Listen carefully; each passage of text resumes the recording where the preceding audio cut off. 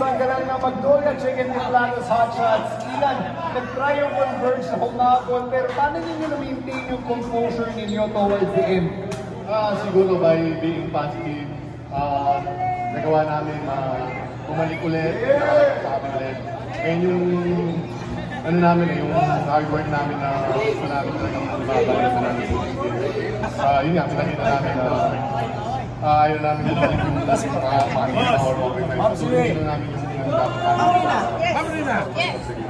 Gano'n ka rin bagay na ang daming veteran presence dito sa Magnolia team na to? Siyempre, sobrang laking bagay nun.